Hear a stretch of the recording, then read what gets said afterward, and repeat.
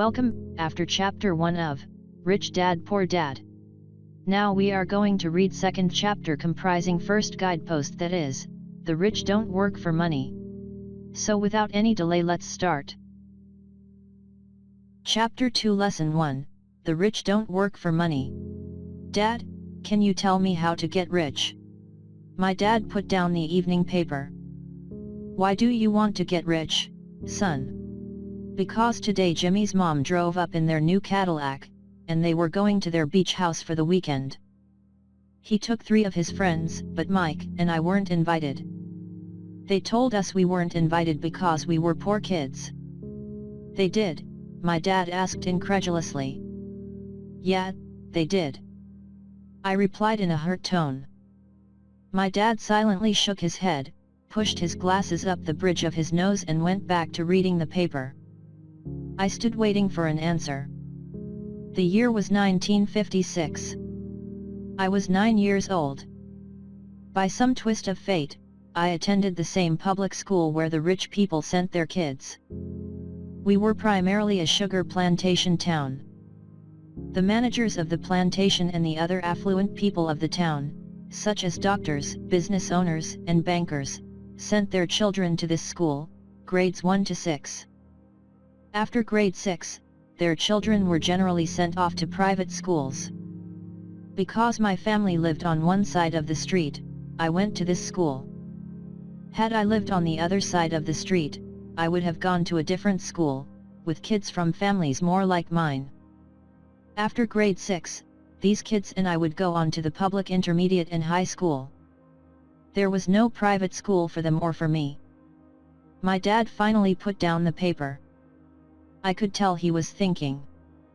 Well, son, he began slowly. If you want to be rich, you have to learn to make money. How do I make money? I asked. Well, use your head, son, he said, smiling. Which really meant, that's all I'm going to tell you, or I don't know the answer, so don't embarrass me. A partnership is formed. The next morning, I told my best friend, Mike, what my dad had said. As best I could tell, Mike and I were the only poor kids in this school. Mike was like me in that he was in this school by a twist of fate. Someone had drawn a jog in the line for the school district, and we wound up in school with the rich kids. We weren't really poor, but we felt as if we were because all the other boys had new baseball gloves, new bicycles, new everything. Mom and Dad provided us with the basics, like food, shelter, clothes. But that was about it. My dad used to say, if you want something, work for it. We wanted things, but there was not much work available for 9-year-old boys. So what do we do to make money? Mike asked. I don't know, I said. But do you want to be my partner? He agreed, and so on that Saturday morning, Mike became my first business partner. We spent all morning coming up with ideas on how to make money. Occasionally we talked about all the cool guys at Jimmy's beach house having fun. It hurt a little, but that hurt was good, for it inspired us to keep thinking of a way to make money. Finally, that afternoon, a bolt of lightning came through our heads. It was an idea Mike had gotten from a science book he had read. Excitedly, we shook hands, and the partnership now had a business. For the next several weeks, Mike and I ran around our neighborhood, knocking on doors and asking our neighbors if they would save their toothpaste tubes for us. With puzzled looks, most adults consented with a smile. Some asked us what we were doing. To which we replied, we can't tell you. It's a business secret. My mom grew distressed as the weeks wore on. We had selected a site next to her washing machine as the place we would stockpile our raw materials. In a brown cardboard box that one time held catsup bottles, our little pile of used toothpaste tubes began to grow. Finally my mom put her foot down. The sight of her neighbor's messy, crumpled used toothpaste tubes had gotten to her. What are you boys doing? She asked. And I don't want to hear again that it's a business secret. Do something with this mess or I'm going to throw it out. Mike and I pleaded and begged, explaining that we would soon have enough and then we would begin production. We informed her that we were waiting on a couple of neighbors to finish using up their toothpaste so we could have their tubes. Mom granted us a 1-week extension. The date to begin production was moved up. The pressure was on. My first partnership was already being threatened with an eviction notice from our warehouse space by my own mom. It became Mike's job to tell the neighbors to quickly use up their toothpaste, saying their dentist wanted them to brush more often anyway. I began to put together the production line. One day my dad drove up with a friend to see 2 9-year-old boys in the driveway with a production line operating at full speed. There was fine white powder everywhere. On a long table were small milk cartons from school, and our family's hibachi grill was glowing with red-hot coals at maximum heat. Dad walked up cautiously, having to park the car at the base of the driveway, since the production line blocked the carport. As he and his friend got closer, they saw a steel pot sitting on top of the coals, with the toothpaste tubes being melted down. In those days, toothpaste did not come in plastic tubes. The tubes were made of lead. So once the paint was burned off, the tubes were dropped in the small steel pot, melted until they became liquid, and with my mom's pot holders we were pouring the lead through a small hole in the top of the milk cartons. The milk cartons were filled with plaster of Paris. The white powder everywhere was the plaster before we mixed it with water. In my haste, I had knocked the bag over, and the entire area looked like it had been hit by a snowstorm. The milk cartons were the outer containers for plaster of Paris molds. My dad and his friend watched as we carefully poured the molten lead through a small hole in the top of the plaster of Paris cube. "Careful," my dad said. I nodded without looking up. Finally, once the pouring was through, I put the steel pot down and smiled at my dad. "What are you boys doing?" he asked with a cautious smile. "We're doing what you told me to do." "We're going to be rich," I said. "Yup," said Mike, grinning and nodding his head. "We're partners." "And what is in those plaster molds?" Dad asked. "Watch," I said. "This should be a good batch." With a small hammer, I tapped at the seal that divided the cube in half. Cautiously, I pulled up the top half of the plaster mold and a lead nickel fell out. "Oh, my God," my dad said. "You're casting nickels out of lead." "That's right," Mike said. "We doing as you told us to do. We're making money." My dad's friend turned and burst into laughter. My dad smiled and shook his head. Along with a fire and a box of spent toothpaste tubes, in front of him were 2 little boys covered with white dust and smiling from ear to ear. He asked us to put everything down and sit with him on the front step of our house. With a smile, he gently explained what the word counterfeiting meant. Our dreams were dashed. "You mean this is illegal?" asked Mike in a quivering voice. "Let them go," my dad's friend said. "They might be developing a natural talent." My dad glared at him. "Yes, it is illegal," my dad said gently. "But you boys have shown great creativity and original thought. Keep going. I'm really proud of you." Disappointed, Mike and I sat in silence for about 20 minutes before we began cleaning up our mess. The business was over on opening day. Sweeping the powder up, I looked at Mike and said, "I guess Jimmy and his friends are right. We are poor." My father was just leaving as I said that. "Boys," he said, "you're only poor if you give up. The most important thing is that you did something. Most people only talk and dream of getting rich. You've done something. I'm very proud of the 2 of you. I will say it again. Keep going. Don't quit." Mike and I stood there in silence. They were nice words, but we still did not know what to do. "So how come you're not rich, Dad?" I asked. Because I chose to be a school teacher. School teachers really don't think about being rich. We just like to teach. I wish I could help you, but I really don't know how to make money. Mike and I turned and continued our cleanup. I know, said my dad. If you boys want to learn how to be rich, don't ask me. Talk to your dad, Mike. My dad, asked Mike with a scrunched up face. Yeah, your dad, repeated my dad with a smile. Your dad and I have the same banker, and he raves about your father. He's told me several times that your father is brilliant when it comes to making money. My dad? Mike asked again in disbelief.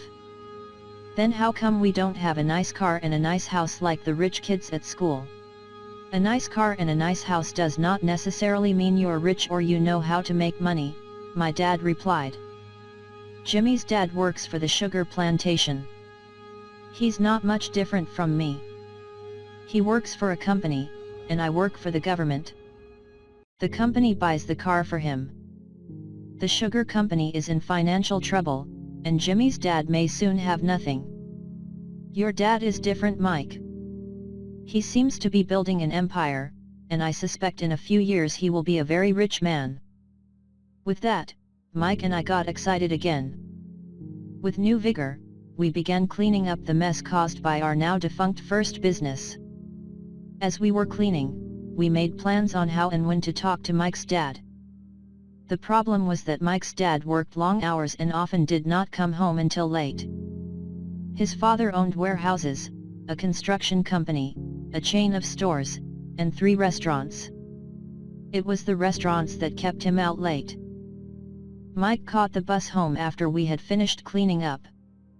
He was going to talk to his dad when he got home that night and ask him if he would teach us how to become rich. Mike promised to call as soon as he had talked to his dad, even if it was late. The phone rang at 8:30 p.m. Okay, I said.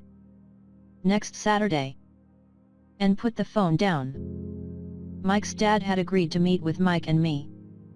At 7:30 Saturday morning, I caught the bus to the poor side of town. The lessons begin, I'll pay you 10 cents an hour. Even by 1956 pay standards, 10 cents an hour was low. Michael and I met with his dad that morning at 8 o'clock. He was already busy and had been at work for more than an hour. His construction supervisor was just leaving in his pickup truck as I walked up to his simple, small, and tidy home. Mike met me at the door. Dad's on the phone, and he said to wait on the back porch, Mike said as he opened the door. The old wooden floor creaked as I stepped across the threshold of this aging house. There was a cheap mat just inside the door. The mat was there to hide the years of wear from countless footsteps that the floor had supported. Although clean, it needed to be replaced. I felt claustrophobic as I entered the narrow living room, which was filled with old musty overstuffed furniture that today would be collector's items. Sitting on the couch were 2 women, a little older than my mom. Across from the women sat a man in workman's clothes. He wore khaki slacks and a khaki shirt, neatly pressed but without starch, and polished workbooks. He was about 10 years older than my dad, I'd say about 45 years old. They smiled as Mike and I walked past them, heading for the kitchen, which led to the porch that overlooked the backyard. I smiled back shyly. Who are those people? I asked. Oh, they work for my dad. The older man runs his warehouses, and the women are the managers of the restaurants. And you saw the construction supervisor, who is working on a road project about 50 miles from here. His other supervisor, who is building a track of houses, had already left before you got here. Does this go on all the time? I asked. Not always, but quite often, said Mike, smiling as he pulled up a chair to sit down next to me. I asked him if he would teach us to make money, Mike said. Oh, and what did he say to that? I asked with cautious curiosity. Well, he had a funny look on his face at first, and then he said he would make us an offer. Oh, I said, rocking my chair back against the wall. I sat there perched on two rear legs of the chair. Mike did the same thing. Do you know what the offer is? I asked. No, but we'll soon find out. Suddenly, Mike's dad burst through the rickety screen door and onto the porch.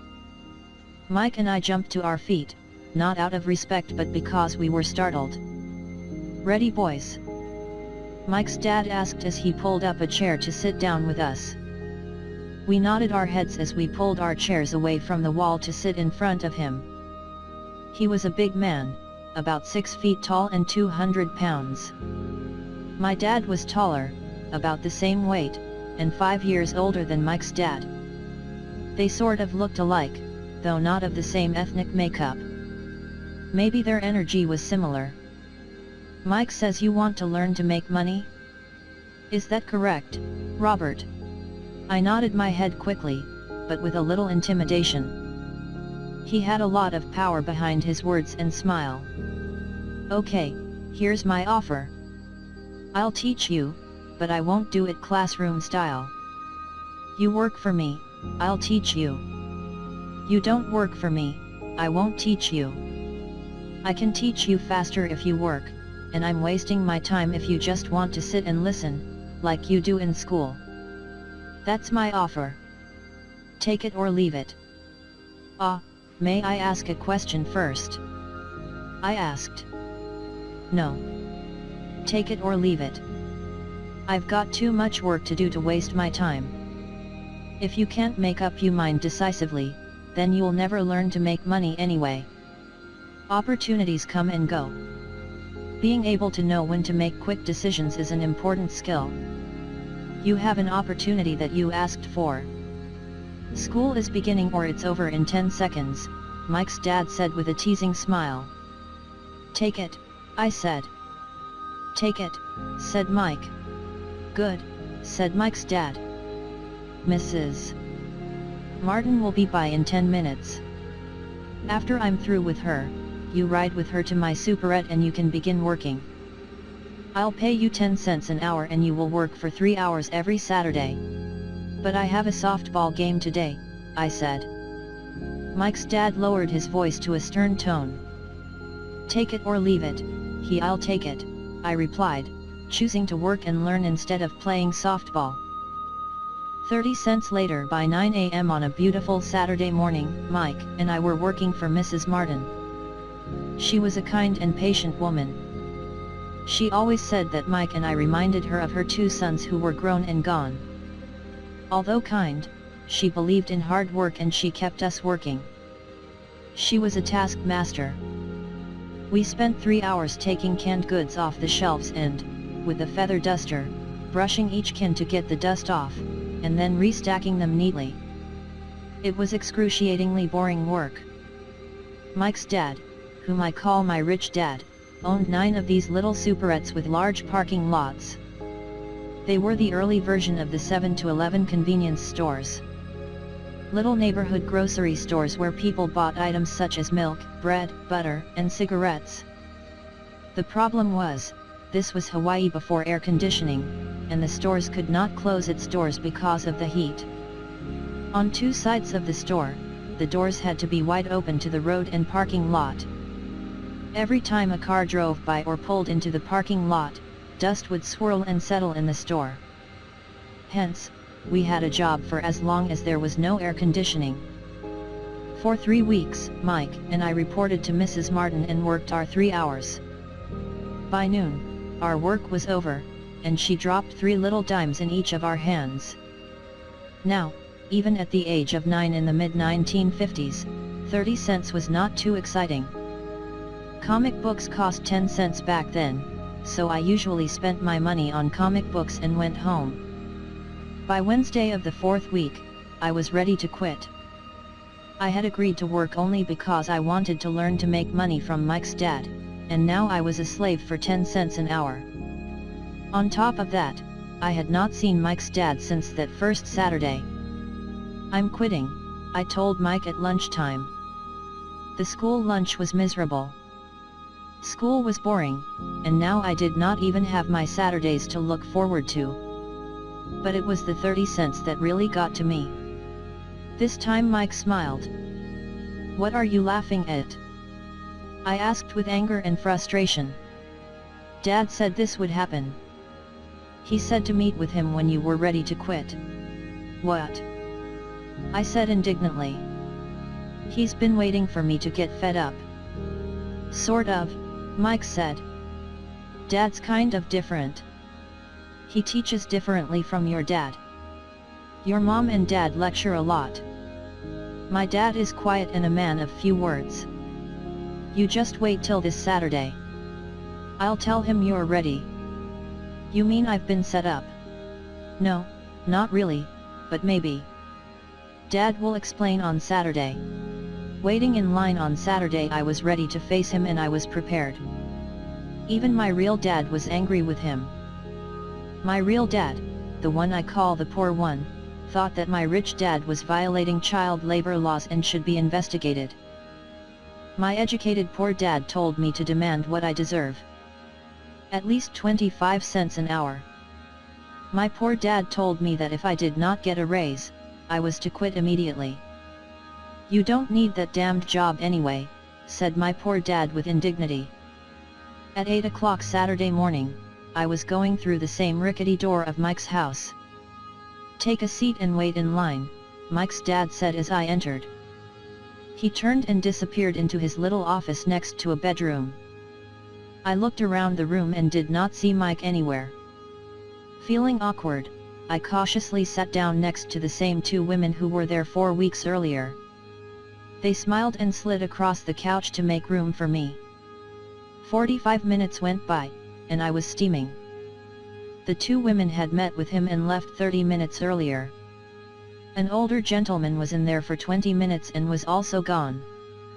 The house was empty, and I sat out in his musty dark living room on a beautiful sunny Hawaiian day, waiting to talk to a cheapskate who exploited children. I could hear him rustling around the office, talking on the phone, and ignoring me. I was now ready to walk out, but for some reason I stayed. Finally, 15 minutes later, at exactly 9 o'clock, Rich Dad walked out of his office, said nothing, and signaled with his hand for me to enter his dingy office. "I understand you want a raise or you're going to quit," Rich Dad said as he swiveled in his office chair. "Well, you're not keeping your end of the bargain," I blurted out nearly in tears.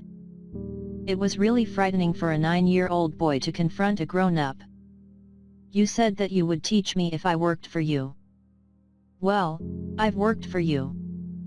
I've worked hard. I've given up my baseball games to work for you. And you don't keep your word. You haven't taught me anything. You are a crook like everyone in town thinks you are. You're greedy.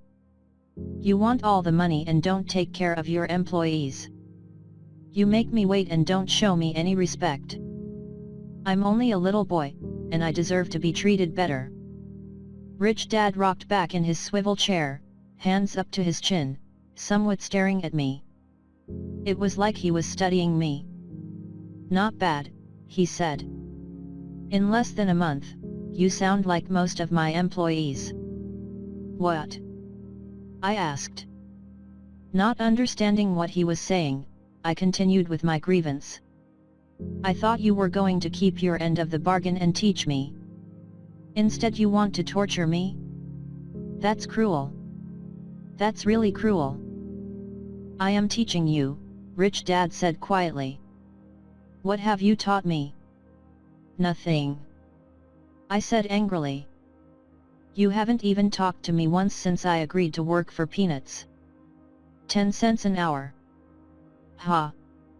I should notify the government about you. We have child labor laws, you know. My dad works for the government, you know." "Wow," said Rich Dad. "Now you sound just like most of the people who used to work for me. People I've either fired or they've quit. So what do you have to say?" I demanded, feeling pretty brave for a little kid. "You lied to me. I've worked for you, and you have not kept your word. You haven't taught me anything. How do you know that I've not taught you anything? Asked Rich Dad calmly. Well, you've never talked to me. I've worked for 3 weeks, and you have not taught me anything, I said with a pout. Does teaching mean talking or a lecture? Rich Dad asked. Well, yes, I replied. That's how they teach you in school, he said smiling. But that is not how life teaches you, and I would say that life is the best teacher of all. Most of the time, life does not talk to you. It just sort of pushes you around. Each push is life saying, wake up. There's something I want you to learn. What is this man talking about? I asked myself silently. Life pushing me around was life talking to me. Now I knew I had to quit my job. I was talking to someone who needed to be locked up. If you learn life's lessons, you will do well. If not, life will just continue to push you around. People do 2 things. Some just let life push them around. Others get angry and push back. But they push back against their boss, or their job, or their husband or wife. They do not know it's life that's pushing. I had no idea what he was talking about. Life pushes all of us around. Some give up. Others fight. A few learn the lesson and move on. They welcome life pushing them around. To these few people, it means they need and want to learn something. They learn and move on. Most quit, and a few like you fight. Rich Dad stood and shut the creaky old wooden window that needed repair. If you learn this lesson, you will grow into a wise, wealthy, and happy young man. If you don't, you will spend your life blaming a job, low pay, or your boss for your problems. You'll live life hoping for that big break that will solve all your money problems. Rich Dad looked over at me to see if I was still listening. His eyes met mine. We stared at each other, streams of communication going between us through our eyes. Finally, I pulled away once I had absorbed his last message. I knew he was right. I was blaming him, and I did ask to learn. I was fighting. Rich Dad continued. Or if you're the kind of person who has no guts, you just give up every time life pushes you. If you're that kind of person, you'll live all your life playing it safe, doing the right things, saving yourself for some event that never happens. Then, you die a boring old man. You'll have lots of friends who really like you because you were such a nice hard-working guy. You spent a life playing it safe, doing the right things. But the truth is, you let life push you into submission. Deep down you were terrified of taking risks. You really wanted to win, but the fear of losing was greater than the excitement of winning. Deep inside, you and only you will know you didn't go for it. You chose to play it safe. Our eyes met again. For 10 seconds, we looked at each other, only pulling away once the message was received. You've been pushing me around, I asked. Some people might say that, smiled Rich Dad. I would say that I just gave you a taste of life. What taste of life? I asked, still angry, but now curious. Even ready to learn. You boys are the first people that have ever asked me to teach them how to make money. I have more than 150 employees, and not one of them has asked me what I know about money. They ask me for a job and a paycheck, but never to teach them about money. So most will spend the best years of their lives working for money, not really understanding what it is they are working for. I sat there listening intently. So when Mike told me about you wanting to learn how to make money, I decided to design a course that was close to real life. I could talk until I was blue in the face, but you wouldn't hear a thing. So I decided to let life push you around a bit so you could hear me. That's why I only paid you 10 cents. So what is the lesson I learned from working for only 10 cents an hour? I asked. That you're cheap and exploit your workers. Rich Dad rocked back and laughed heartily. Finally, after his laughing stopped, he said, "You'd best change your point of view. Stop blaming me, thinking I'm the problem. If you think I'm the problem, then you have to change me. If you realize that you're the problem, then you can change yourself, learn something and grow wiser." Most people want everyone else in the world to change but themselves. Let me tell you, it's easier to change yourself than everyone else. "I don't understand," I said. "Don't blame me for your problems," Rich Dad said, growing impatient. "But you only pay me 10 cents. So what are you learning?" Rich Dad asked, smiling. "That you're cheap," I said with a sly grin. "See, you think I'm the problem," said Rich Dad. "But you are. Well, keep that attitude and you learn nothing. Keep the attitude that I'm the problem, and what choices do you have? Well, if you don't pay me more or show me more respect and teach me, I'll quit." "Well put," Rich Dad said. And that's exactly what most people do. They quit and go looking for another job, better opportunity, and higher pay, actually thinking that a new job or more pay will solve the problem. In most cases, it won't. So what will solve the problem? I asked. "Just take this measly 10 cents an hour and smile." Rich Dad smiled. "That's what the other people do. Just accept a paycheck knowing that they and their family will struggle financially. But that's all they do, waiting for a raise thinking that more money will solve the problem. Most just accept it, and some take a second job working harder, but again accepting a small paycheck." I sat staring at the floor, beginning to understand the lesson Rich Dad was presenting. I could sense it was a taste of life. Finally, I looked up and repeated the question. "So what will solve the problem?" "This," he said, tapping me gently on the head. "This stuff between your ears." It was at that moment that Rich Dad shared the pivotal point of view that separated him from his employees and my poor dad and led him to eventually become one of the richest men in Hawaii, while my highly educated, but poor, dad struggled financially all his life. It was a singular point of view that made all the difference over a lifetime. Rich Dad said over and over, this point of view, which I call lesson number 1. The poor and the middle class work for money. The rich have money work for them. On that bright Saturday morning, I was learning a completely different point of view from what I had been taught by my poor dad. At the age of 9, I grew aware that both dads wanted me to learn. Both dads encouraged me to study, but not the same things. My highly educated dad recommended that I do what he did. "Son, I want you to study hard, get good grades, so you can find a safe, secure job with a big company. And make sure it has excellent benefits."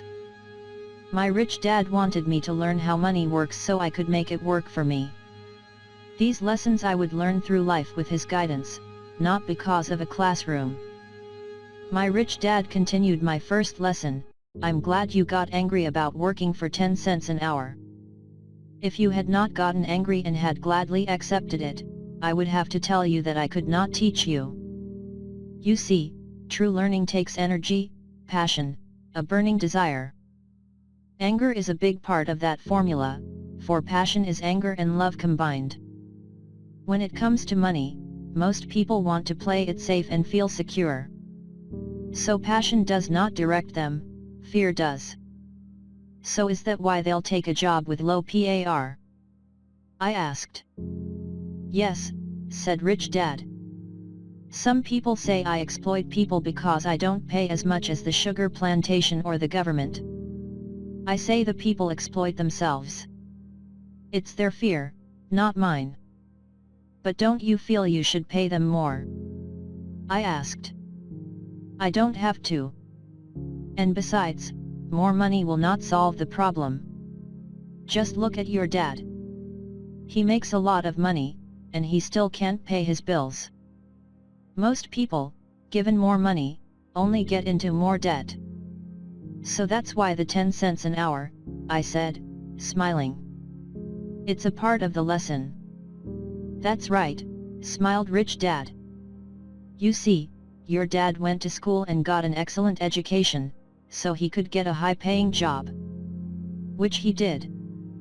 But he still has money problems because he never learned anything about money at school. On top of that, he believes in working for money. And you don't? I asked. No, not really, said Rich Dad. If you want to learn to work for money, then stay in school. That is a great place to learn to do that. But if you want to learn how to have money work for you, then I will teach you that. But only if you want to learn. Wouldn't everyone want to learn that? I asked. No, said Rich Dad. Simply because it's easier to learn to work for money, especially if fear is your primary emotion when the subject of money is discussed. I don't understand, I said with a frown. Don't worry about that for now. Just know that it's fear that keeps most people working at a job. The fear of not paying their bills. The fear of being fired. The fear of not having enough money. The fear of starting over. That's the price of studying to learn a profession or trade, and then working for money. Most people become a slave to money, and then get angry at their boss. Learning to have money work for you is a completely different course of study. I asked. Absolutely, Rich Dad answered, absolutely. We sat in silence on that beautiful Hawaiian Saturday morning. My friends would have just been starting their Little League baseball game. But for some reason, I was now thankful I had decided to work for 10 cents an hour. I sensed that I was about to learn something my friends would not learn in school. Ready to learn? Asked Rich Dad. Absolutely, I said with a grin. I have kept my promise. I've been teaching you from afar, my Rich Dad said. At 9 years old, you've gotten a taste of what it feels like to work for money. Just multiply your last month by 50 years and you will have an idea of what most people spend their life doing. I don't understand, I said. How did you feel waiting in line to see me? Once to get hired and once to ask for more money. Terrible, I said. If you choose to work for money, that is what life is like for many people, said Rich Dad. And how did you feel when Mrs. Martin dropped 3 dimes in your hand for 3 hours work? I felt like it wasn't enough. It seemed like nothing. I was disappointed, I said. And that is how most employees feel when they look at their paychecks. Especially after all the tax and other deductions are taken out. At least you got 100%. You mean most workers don't get paid everything? I asked with amazement. Heavens no, said Rich Dad. The government always takes its share first. How do they do that? I asked. Taxes, said Rich Dad. You're taxed when you earn. You're taxed when you spend. You're taxed when you save. You're taxed when you die. Why do people let the government do that to them? The rich don't, said Rich Dad with a smile. The poor and the middle class do. I'll bet you that I earn more than your dad, yet he pays more in taxes. How can that be? I asked. As a 9-year-old boy, that made no sense to me. Why would someone let the government do that to them? Rich Dad sat there in silence. I guess he wanted me to listen instead of jabber away at the mouth. Finally, I calmed down. I did not like what I had heard. I knew my dad complained constantly about paying so much in taxes, but really did nothing about it. Was that life pushing him around? Rich Dad rocked slowly and silently in his chair, just looking at me. Ready to learn? He asked. I nodded my head slowly. As I said, there is a lot to learn. Learning how to have money work for you is a lifetime study. Most people go to college for 4 years, and their education ends. I already know that my study of money will continue over my lifetime, simply because the more I find out, I need to know. Most people never study the subject. They go to work, get their paycheck, balance their checkbooks, and that's it. On top of that, they wonder why they have money problems. Then, they think that more money will solve the problem. Few realize that it's their lack of financial education that is the problem. So my dad has tax problems because he doesn't understand money. I asked, confused. Look, said Rich Dad. Taxes are just one small section on learning how to have money work for you. Today, I just wanted to find out if you still have the passion to learn about money. Most people don't. They want to go to school, learn a profession, have fun at their work, and earn lots of money. One day they wake up with big money problems, and then they can't stop working. That's the price of only knowing how to work for money instead of studying how to have money work for you. So do you still have the passion to learn? Asked Rich Dad. I nodded my head. Good, said Rich Dad. Now get back to work. This time, I will pay you nothing. What? I asked in amazement. You heard me. Nothing. You will work the same 3 hours every Saturday, but this time you will not be paid 10 cents per hour. You said you wanted to learn to not work for money, so I'm not going to pay you anything. I couldn't believe what I was hearing. I've already had this conversation with Mike. He's already working, dusting, and stacking canned goods for free. You'd better hurry and get back there. That's not fair, I shouted. You've got to pay something. You said you wanted to learn. If you don't learn this now, you'll grow up to be like the two women and the older man sitting in my living room, working for money and hoping I don't fire them. Or like your dad, earning lots of money only to be in debt up to his eyeballs, hoping more money will solve the problem. If that's what you want, I'll go back to our original deal of 10 cents an hour. Or you can do what most people grow up to do. Complain that there is not enough pay, quit, and go looking for another job. But what do? I asked. Rich Dad tapped me on the head. Use this, he said. If you use it well, you will soon thank me for giving you an opportunity, and you will grow into a rich man. I stood there still not believing what a raw deal I had been handed. Here I came to ask for a raise, and now I was being told to keep working for nothing. Rich Dad tapped me on the head again and said, use this. Now get out of here and get back to work. Lesson number L, the rich don't work for money. I didn't tell my poor dad I wasn't being paid. He would not have understood, and I did not want to try to explain something that I did not yet understand myself. For 3 more weeks, Mike and I worked for 3 hours, every Saturday, for nothing. The work didn't bother me, and the routine got easier. It was the missed baseball games and not being able to afford to buy a few comic books that got to me. Rich Dad stopped by at noon on the 3rd week. We heard his truck pull up in the parking lot and sputter when the engine was turned off.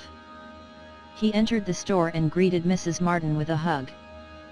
After finding out how things were going in the store, he reached into the ice cream freezer, pulled out 2 bars, paid for them, and signaled to Mike and me.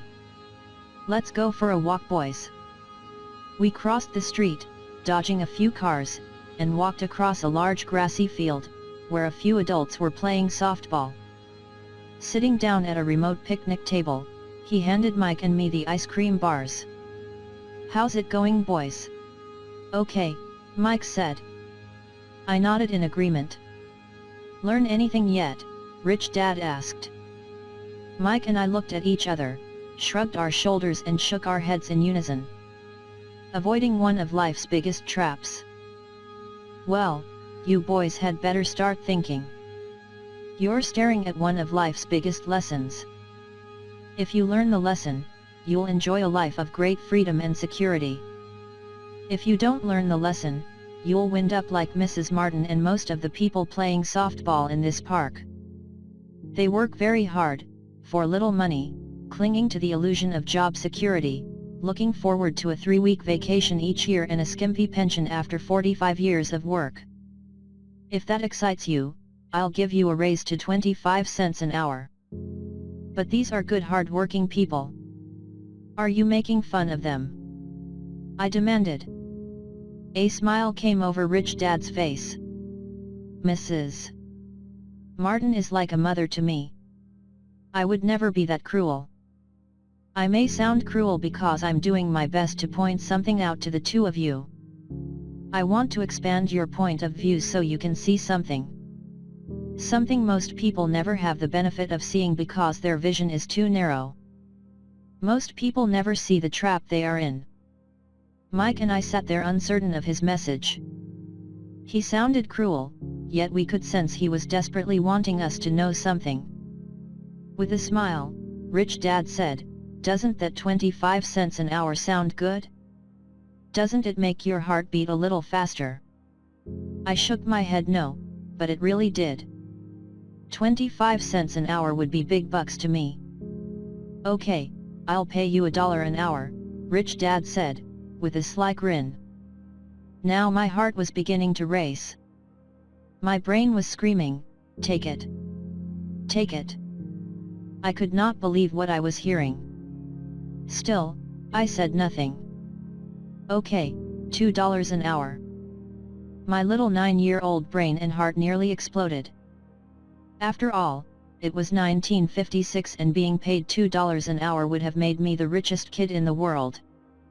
I couldn't imagine earning that kind of money. I wanted to say yes. I wanted the deal. I could see a new bicycle, new baseball glove, and adoration of my friends when I flashed some cash. On top of that, Jimmy and his rich friends could never call me poor again. But somehow my mouth stayed silent. Maybe my brain had overheated and blown a fuse. But deep down, I badly wanted that $2 an hour. The ice cream had melted and was running down my hand. The ice cream stick was empty, and under it was a sticky mess of vanilla and chocolate that ants were enjoying. Rich Dad was looking at two boys staring back at him, eyes wide open and brains empty. He knew he was testing us, and he knew there was a part of our emotions that wanted to take the deal. He knew that each human being has a weak and needy part of their soul that can be bought. And he knew that each human being also had a part of their soul that was strong and filled with a resolve that could never be bought. It was only a question of which one was stronger. He had tested thousands of souls in his life. He tested souls every time he interviewed someone for a job. "Okay, $5 an hour." Suddenly there was a silence from inside me. Something had changed. The offer was too big and had gotten ridiculous. Not too many grown-ups in 1956 made more than $5 an hour. The temptation disappeared, and a calm set in. Slowly I turned to my left to look at Mike. He looked back at me. The part of my soul that was weak and needy was silenced. The part of me that had no price took over. There was a calm and a certainty about money that entered my brain and my soul. I knew Mike had gotten to that point also. "Good," Rich Dad said softly. "Most people have a price. And they have a price because of human emotions named fear and greed. First, the fear of being without money motivates us to work hard, and then once we get that paycheck, greed or desire starts us thinking about all the wonderful things money can buy. The pattern is then set." "What pattern?" I asked. "The pattern of get up, go to work, pay bills, get up, go to work, pay bills." Their lives are then run forever by two emotions, fear and greed. Offer them more money, and they continue the cycle by also increasing their spending. This is what I call the rat race. "There is another way?" Mike asked. "Yes," said Rich Dad slowly. "But only a few people find it." "And what is that way?" Mike asked. "That's what I hope you boys will find out as you work and study with me. That is why I took away all forms of pay. Any hints? Mike asked. We're kind of tired of working hard, especially for nothing. Well, the first step is telling the truth, said Rich Dad. We haven't been lying. I said. I did not say you were lying. I said to tell the truth, Rich Dad came back. The truth about what? I asked. How you're feeling, Rich Dad said. You don't have to say it to anyone else. Just yourself. You mean the people in this park, the people who work for you, Mrs. Martin, they don't do that? I asked. I doubt it, said Rich Dad. Instead, they feel the fear of not having money. Instead of confronting the fear, they react instead of think. They react emotionally instead of using their heads, Rich Dad said, tapping us on our heads. Then, they get a few bucks in their hands, and again the emotion of joy and desire and greed take over, and again they react, instead of think. So their emotions do their thinking, Mike said. That's correct, said Rich Dad. Instead of telling the truth about how they feel, they react to their feeling, fail to think. They feel the fear, they go to work, hoping that money will soothe the fear, but it doesn't. That old fear haunts them, and they go back to work, hoping again that money will calm their fears, and again it doesn't. Fear has them in this trap of working, earning money, working, earning money, hoping the fear will go away. But every day they get up, and that old fear wakes up with them. For millions of people, that old fear keeps them awake all night, causing a night of turmoil and worry. So they get up and go to work, hoping that a paycheck will kill that fear gnawing at their soul. Money is running their lives, and they refuse to tell the truth about that. Money is in control of their emotions and hence their souls. Rich Dad sat quietly, letting his words sink in. Mike and I heard what he said, but really did not understand fully what he was talking about. I just knew that I often wondered why grown-ups hurried off to work. It did not seem like much fun, and they never looked that happy, but something kept them hurrying off to work. Realizing we had absorbed as much as possible of what he was talking about, Rich Dad said, I want you boys to avoid that trap. That is really what I want to teach you. Not just to be rich, because being rich does not solve the problem. It doesn't. I asked, surprised. No, it doesn't. Let me finish the other emotion, which is desire. Some call it greed, but I prefer desire. It is perfectly normal to desire something better, prettier, more fun or exciting. So people also work for money because of desire. They desire money for the joy they think it can buy. But the joy that money brings is often short-lived, and they soon need more money for more joy, more pleasure, more comfort, and more security. So they keep working, thinking money will soothe their souls that is troubled by fear and desire. But money cannot do that. Even rich people? Mike asked. Rich people included, said Rich Dad. In fact, the reason many rich people are rich is not because of desire but because of fear. They actually think that money can eliminate that fear of not having money, of being poor, so they amass tons of it only to find out the fear gets worse. They now fear losing it. I have friends who keep working even though they have plenty. I know people who have millions who are more afraid now than when they were poor. They're terrified of losing all their money. The fears that drove them to get rich got worse. That weak and needy part of their soul is actually screaming louder. They don't want to lose the big houses, the cars, and the high life that money has bought them. They worry about what their friends would say if they lost all their money. Many are emotionally desperate and neurotic, although they look rich and have more money. So is a poor man happier? I asked. No, I don't think so, replied Rich Dad. The avoidance of money is just as psychotic as being attached to money. As if on cue, the town derelict went past our table, stopping by the large rubbish can and rummaging around in it. The three of us watched him with great interest, when before we probably would have just ignored him. Rich Dad pulled $1 out of his wallet and gestured to the older man. Seeing the money, the derelict came over immediately, took the bill, thanked Rich Dad profusely and hurried off ecstatic with his good fortune. "He's not much different from most of my employees," said Rich Dad. "I've met so many people who say, 'Oh, I'm not interested in money.' Yet they'll work at a job for 8 hours a day. That's a denial of truth. If they weren't interested in money, then why are they working?" That kind of thinking is probably more psychotic than a person who hoards money.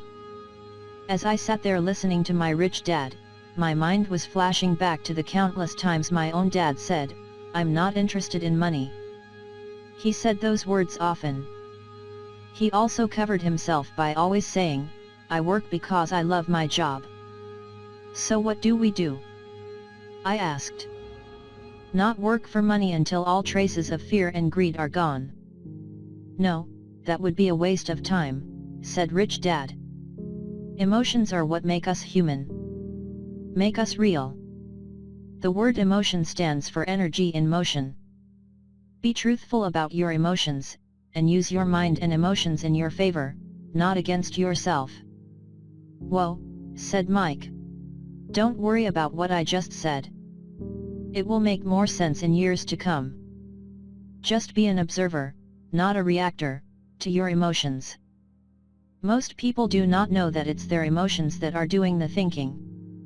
Your emotions are your emotions, but you have got to learn to do your own thinking. Can you give me an example? I asked. Sure, replied Rich Dad.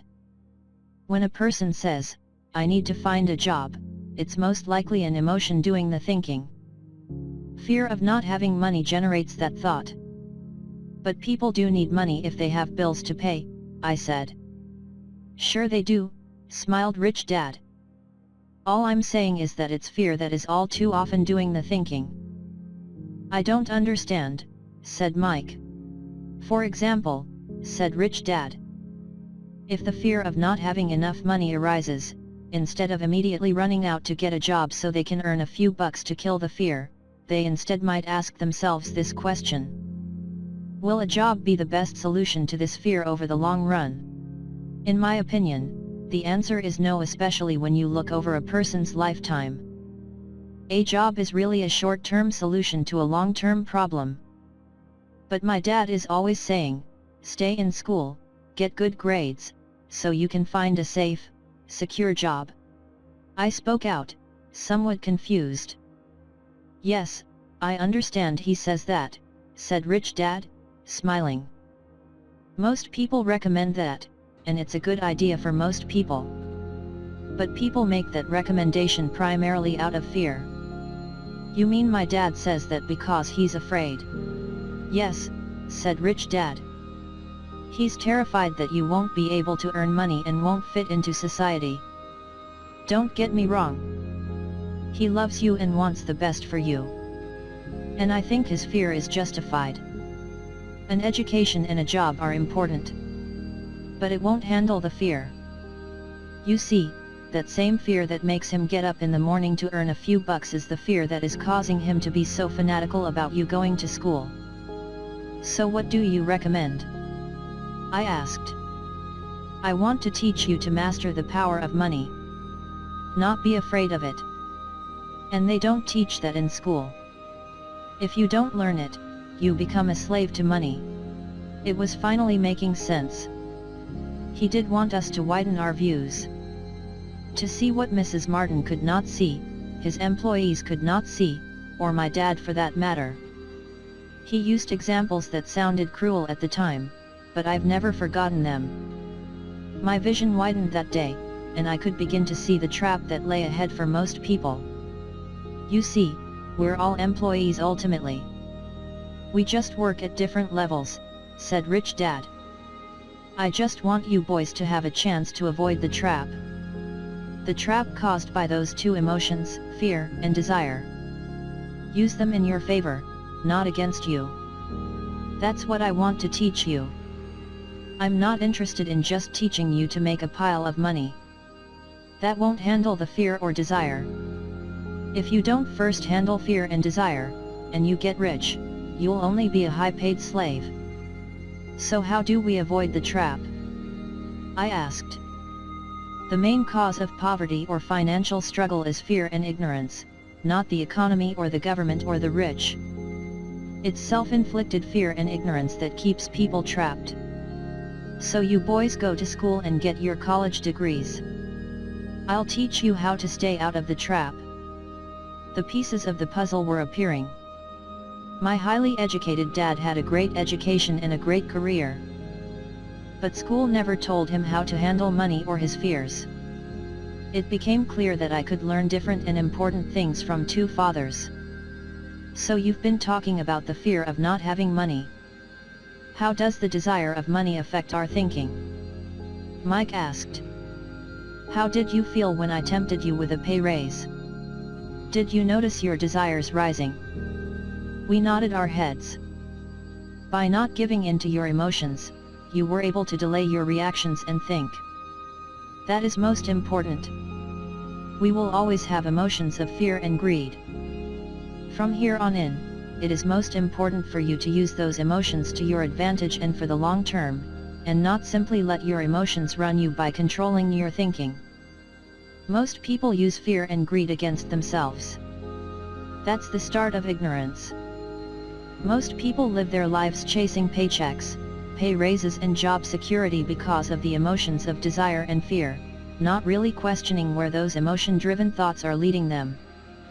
It's just like the picture of a donkey, dragging a cart, with its owner dangling a carrot just in front of the donkey's nose. The donkey's owner may be going where he wants to go, but the donkey is chasing an illusion. Tomorrow there will only be another carrot for the donkey.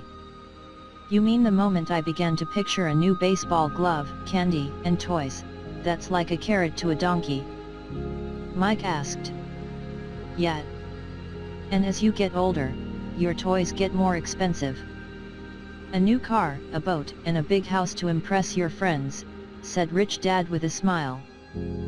Fear pushes you out the door, and desire calls to you, enticing you toward the rocks. That's the trap. So what's the answer? Mike asked. What intensifies fear and desire is ignorance. That is why rich people with lots of money often have more fear the richer they get. Money is the carrot, the illusion. If the donkey could see the whole picture, it might rethink its choice to chase the carrot. Rich Dad went on to explain that a human's life is a struggle between ignorance and illumination. He explained that once a person stops searching for information and knowledge of oneself, ignorance sets in. That struggle is a moment-to-moment decision to learn to open or close one's mind. Look, school is very, very important. You go to school to learn a skill or profession so as to be a contributing member of society. Every culture needs teachers, doctors, mechanics, artists, cooks, business people, police officers, firefighters, soldiers. Schools train them so our culture can thrive and flourish, said Rich Dad. Unfortunately, for many people, school is the end, not the beginning. There was a long silence. Rich Dad was smiling. I did not comprehend everything he said that day. But as with most great teachers, whose words continue to teach for years, often long after they're gone, his words are still with me today. I've been a little cruel today, said Rich Dad. Cruel for a reason. I want you to always remember this talk. I want you to always think of Mrs. Martin. I want you always to think of the donkey. Never forget, because your two emotions, fear and desire, can lead you into life's biggest trap, if you're not aware of them controlling your thinking. To spend your life living in fear, never exploring your dreams, is cruel. To work hard for money, thinking that money will buy you things that will make you happy is also cruel. To wake up in the middle of the night terrified about paying bills is a horrible way to live. To live a life dictated by the size of a paycheck is not really a life. Thinking that a job will make you feel secure is lying to yourself. That's cruel, and that's the trap I want you to avoid, if possible. I've seen how money runs people's lives. Don't let that happen to you. Please don't let money run your life. A softball rolled under our table. Rich Dad picked it up and threw it back. So what does ignorance have to do with greed and fear? I asked. Because it is ignorance about money that causes so much greed and so much fear, said Rich Dad. Let me give you some examples. A doctor, wanting more money to better provide for his family, raises his fees. By raising his fees, it makes healthcare more expensive for everyone. Now, it hurts the poor people the most, so poor people have worse health than those with money. Because the doctors raise their rates, the attorneys raise their rates. Because the attorneys' rates have gone up, school teachers want a raise, which raises our taxes, and on and on and on. Soon, there will be such a horrifying gap between the rich and the poor that chaos will break out and another great civilization will collapse. Great civilizations collapsed when the gap between the haves and have-nots was too great. America is on the same course, proving once again that history repeats itself, because we do not learn from history. We only memorize historical dates and names, not the lesson. Aren't prices supposed to go up? I asked. Not in an educated society with a well-run government. Prices should actually come down. Of course, that is often only true in theory. Prices go up because of greed and fear caused by ignorance. If schools taught people about money, there would be more money and lower prices, but schools focus only on teaching people to work for money, not how to harness money's power. But don't we have business schools? Mike asked. Aren't you encouraging me to go to business school for my master's degree? Yes, said Rich Dad. But all too often, business schools train employees who are sophisticated bean counters. Heaven forbid a bean counter takes over a business. All they do is look at the numbers, fire people, and kill the business. I know because I hire bean counters. All they think about is cutting costs and raising prices, which cause more problems. Bean counting is important. I wish more people knew it, but it, too, is not the whole picture, added Rich Dad angrily. So is there an answer? Asked Mike. Yes, said Rich Dad. Learn to use your emotions to think, not think with your emotions. When you boys mastered your emotions, first by agreeing to work for free, I knew there was hope. When you again resisted your emotions when I tempted you with more money, you were again learning to think in spite of being emotionally charged. That's the first step. Why is that step so important? I asked. Well, that's up to you to find out. If you want to learn, I'll take you boys into the briar patch. That place where almost everyone else avoids. I'll take you to that place where most people are afraid to go. If you go with me, you'll let go of the idea of working for money and instead learn to have money work for you. And what will we get if we go with you? What if we agree to learn from you? What will we get? I asked.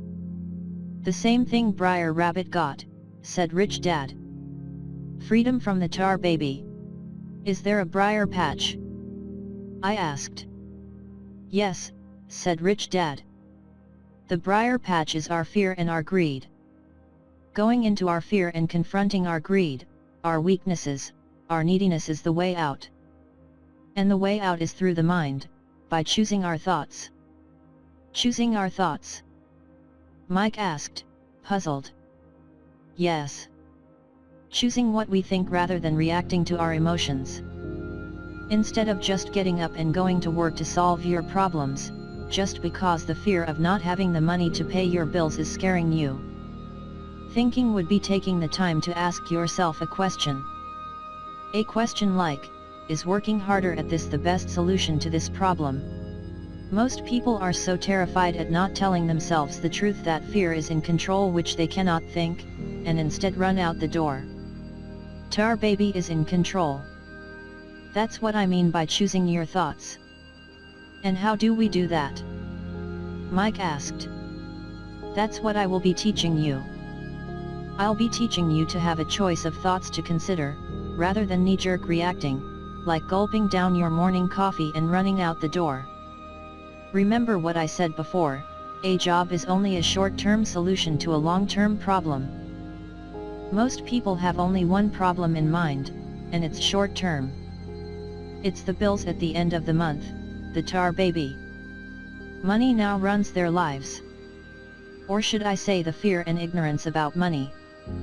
So they do as their parents did, get up every day and go work for money.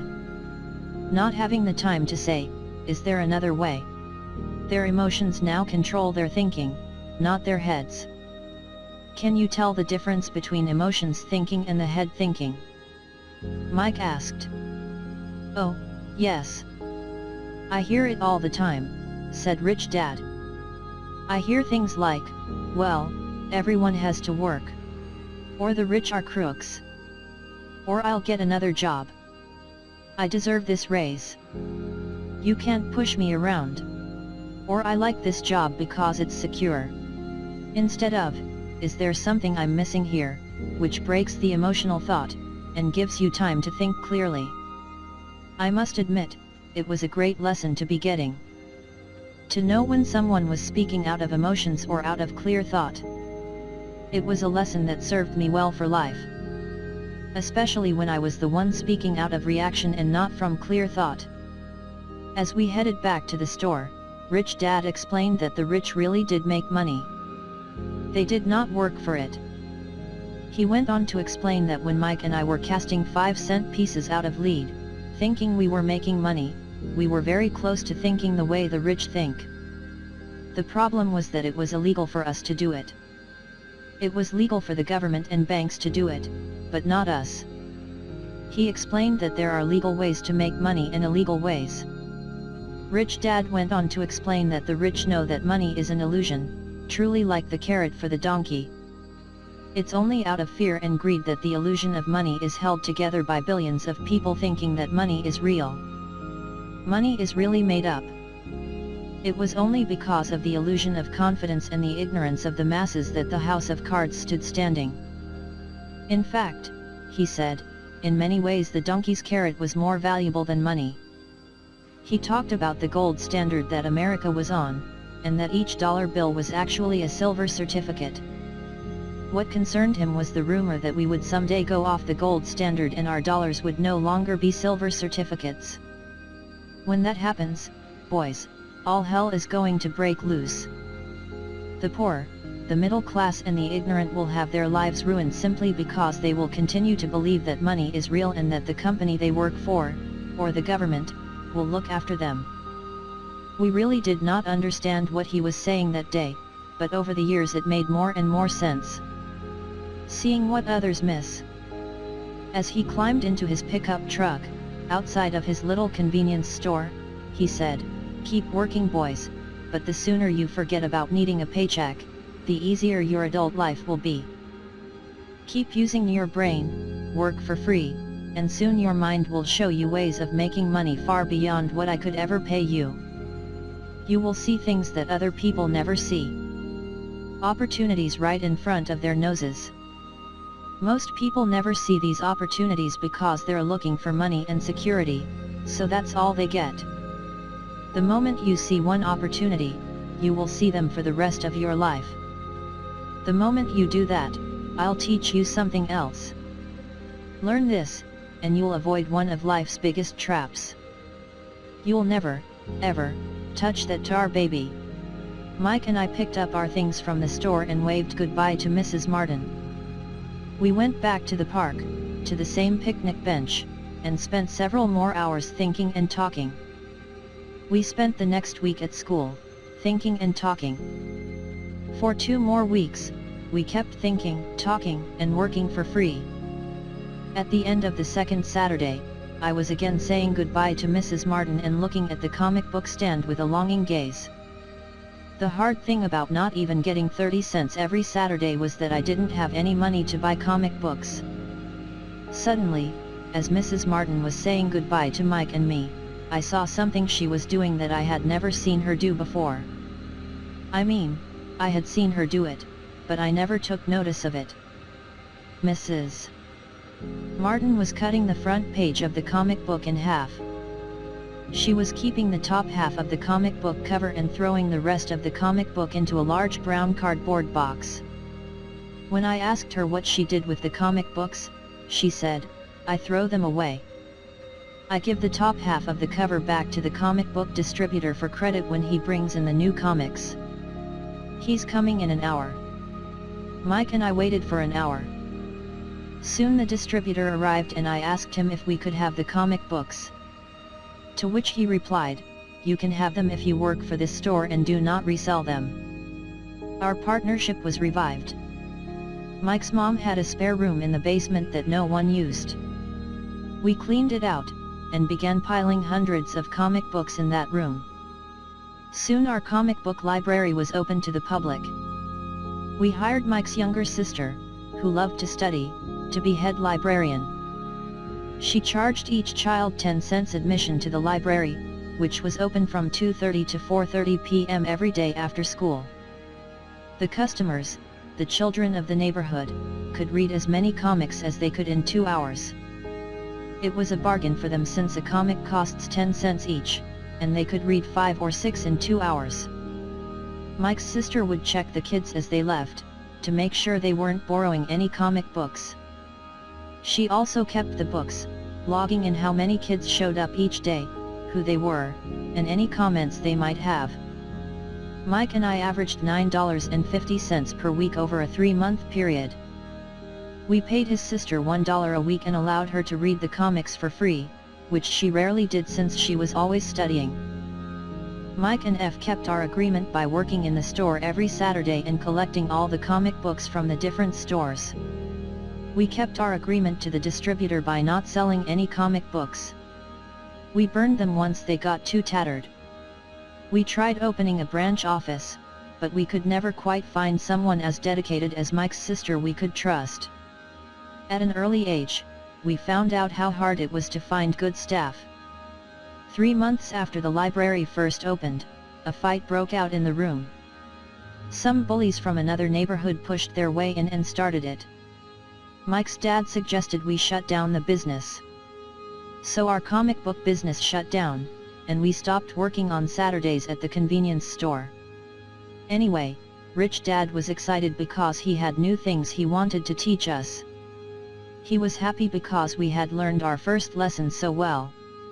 We had learned to have money work for us.